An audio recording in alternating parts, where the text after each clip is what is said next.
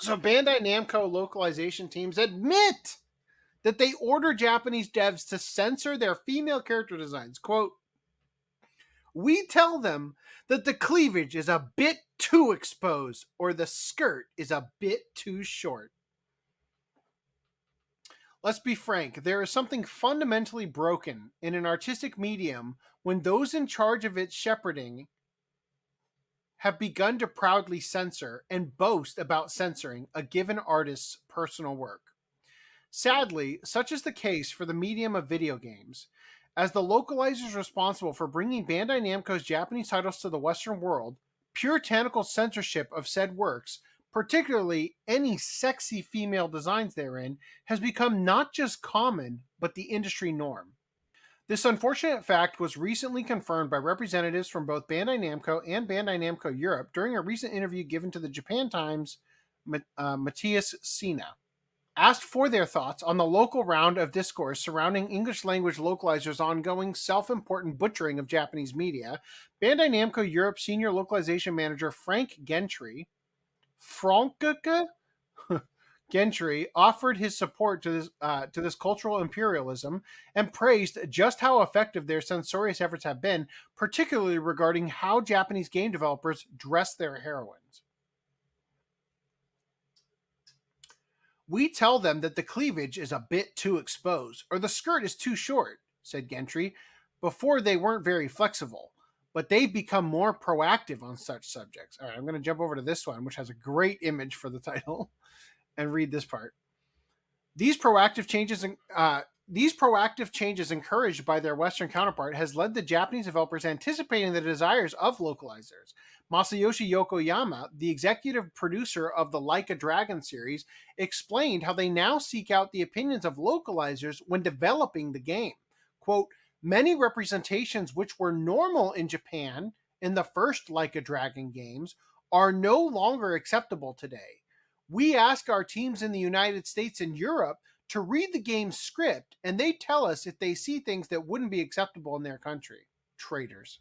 I'd like it if it was conflicting interests of the different localizers, like the European branch or whatever. They're like, more boobs, more titty, and then the US is like, no, no, no, you can't do any of that, and they're just in the middle, like they. I thought you were gonna be like the Europeans are like, please more titty, and then the Americans are like bigger ass. Like they're all Yeah, fighting. the And titty versus ass wars. they create the ultimate woman.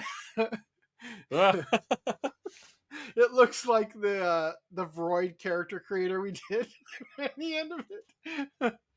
Oh, Uh, dude, 3D VTuber models have to have come a long way, like with the technology. So, like, there has to be one we can find, like, that can actually use that model.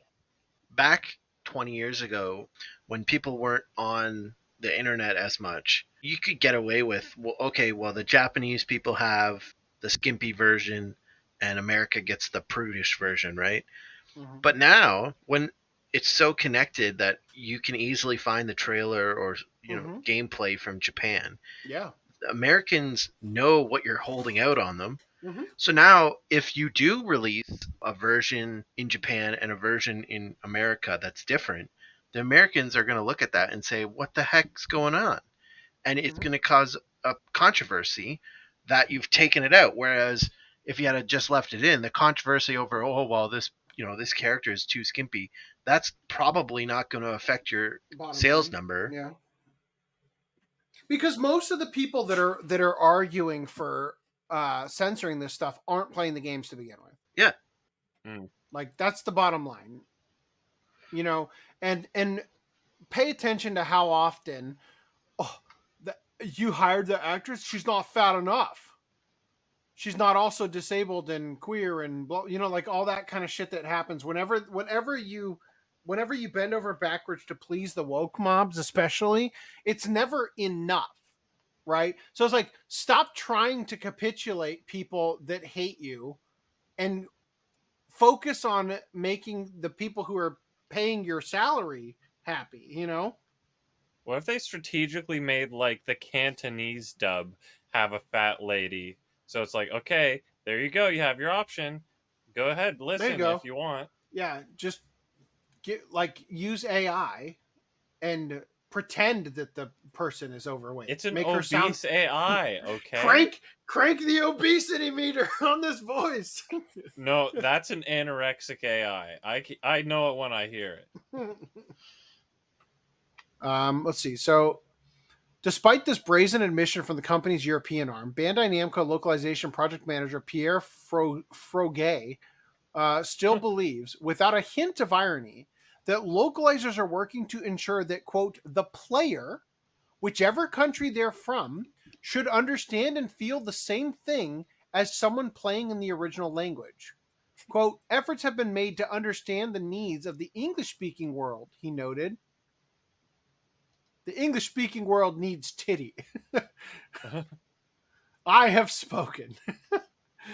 Further, the project manager revealed that the most common changes asked for by Western localizers related to such topics as alcohol, politics, or religion. Offering up an example, Forget asserted, when there are people dressed in black boots and big leather coats in Europe, that could bring to mind a Nazi uniform. That's the fucking point. Like, so we put them in rainbow gear. From there, Close enough. Froget closed out his time with Cena by reaffirming his belief that Bandai Namco localization efforts, at least those he has overseen, were all done in service of helping to create connections to Japanese culture and help Europeans discover its depth while respecting both the game and the player. I'm going to take this moment to play a Oh clip no. of Katrina. It speaks. Gorlock the Destroyer has something to say. That's mean. She is not even half the size of Gorlock the Destroyer. Yeah, it's like at least Gorlock's right-hand woman thing. So Katrina basically said the same thing regarding localizers having a say in what they want changed, including the visuals. She even laments she can't change anime as much because the animation is already set in stone. What a joke of an For industry. example, like with game localization, you're usually doing it. There's going to be an English dub. None of the Japanese source material is going to be available to the player.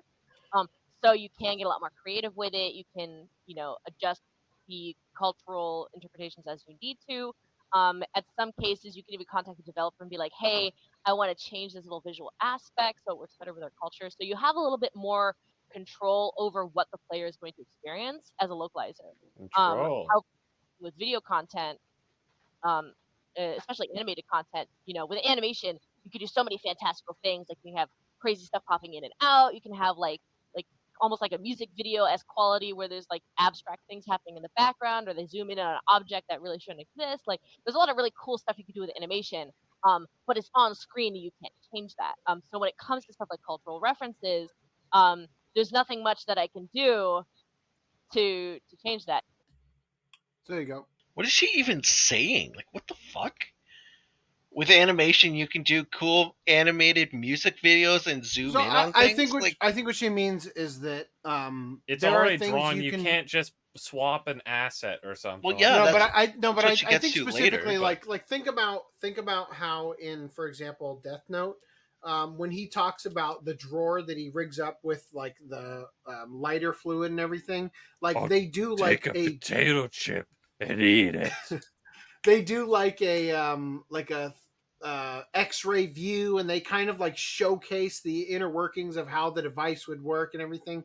I picture stuff like that where like you can, or like the world line splitting in sure, I get animation has its advantages, right? I You think that's can. what she means by the abstraction of But being what able the to fuck does that display have to do with concepts. anything about what her Nothing at point all. was? Not Like, even a little bit. She got hung up on the idea she wanted to convey. She's just trying to compliment it so much so then when she says, I need to change it, I it's need like, to talk about how wonderful it is so that when I discuss how much I want to be able to control that, you understand what I really want. All right. So from there, they I already read that part. Okay. While the actual act of a confession itself comes as a surprise, it's this information does not.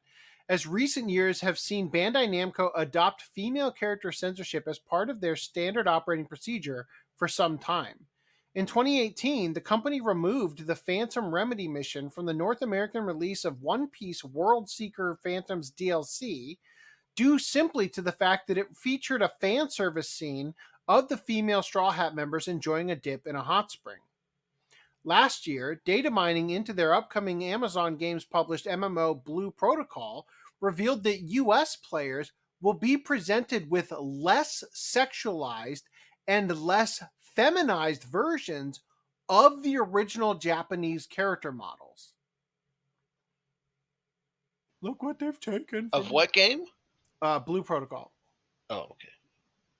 Not buying that game. However, in an example of life's many contradictions, it should be noted that though Bandai Namco is clearly leaning into American-style modern Puritanism, not all of their productions have been affected by this way of thinking. For example, 2021 saw the developer release Tale of Arise without any form of censorship, quote unquote. It's so weird that the Puritan stuff used to be all on the right, Mm-hmm. like 15 years ago, and Mm-hmm. now it's coming almost entirely from the left. Yep. Imagine that. Remember when Joe Biden used to talk about securing the border and all that stuff? Oh my God, where did that go? Right? It's almost like most of the political aspect of all of this is fabricated, made up nonsense for the ability to create conflict. Right? Yeah, I mean, I couldn't agree more. Like, can't you remember the good old days back when Joe Biden, stalling for time, can't find the clip, said, I'm gay. "You're welcome." Oh dear Lord. Oh wow. He's so progressive. All right. Likewise, one of the main talents is Tekken series director Katsuhiro Harada, who is well known for his refusal to play ball with any and all attempts to shut down the fighting game franchise's identity, including those which have attacked its roster of female characters. Quote, a lot of times, the swimsuit was a good example. People don't even play the game. They maybe just hear that there are swimsuits in it, and then they say, whoa! You have these girls in sexy swimwear? What's wrong with you? You're such a male chauvinist, etc. Harada told Eurogamers. I'm not even going to try that. Wilson in 2016. What the fuck? Julie, how would you pronounce this name? Aoife. Aioli. Oife. Oh, there's an F there? Oh, damn. Oy. Aoife. Aoife.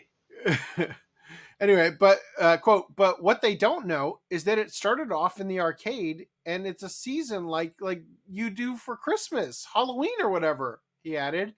It's not just the women. Robots have them. Kuma, Panda, the male characters have swimwear. It's not like we're trying to sexualize the female characters at all, but they don't go and look for that info before they criticize. So that is pretty frustrating. Unfortunately, while Tekken has a staunch defender in Harada, it appears that no other Bandai Namco franchise has such a champion to defend against the tides of censorship. Thus, as of writing, it seems to only be a matter of time before Harada and likely members of his team finds himself as the company's sole island of artistic integrity. What kind of artistic integrity is that team responsible for? Well, the Tekken staff added boob jiggle into the games behind the director's back. The heroes we need. Bandai Namco Tekken series director Katsuhiro Harada isn't known to be one for mincing his words, and in a recent discussion of the latest game, Tekken 8, he openly admitted that the staff had snuck behind his back to add in boob jiggle to the game. Harada's words in detail, quote, in the Tekken project, there's a team responsible for creating backgrounds and battlefields. Somehow, they keep wanting to add aliens and UFOs since a long time ago. I'm sure those really into the series will know.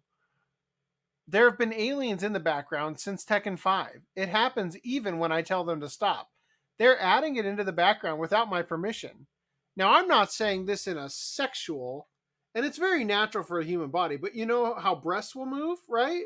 Now, in some other fighting games, they move quite a lot, but we consider ourselves a tight, serious fighting game.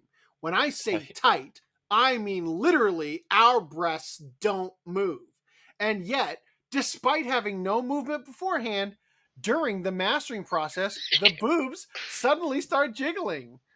That's I'm a bug. guessing I'm guessing the modeler and programmers added that silently behind my back. I mean, it adds to the realism, so I'm fine with it, but the team is full of people who do stuff like that even when I tell Full of them not to. I snakes. like how he's saying like I like how he's saying like my hands are tied. I told them not to, but the bastards We snuck it in. And he's like, "Great job, guys." You know, like, Well, wink yeah, wink. exactly. That's what it feels like. Real worlds We have we Google's can't patch it physics. out in the next update. Sorry, guys. The titties are there for good. Yeah, it can't be patched out. It's in the source code. Checkmate. All Screw right. you, localizers.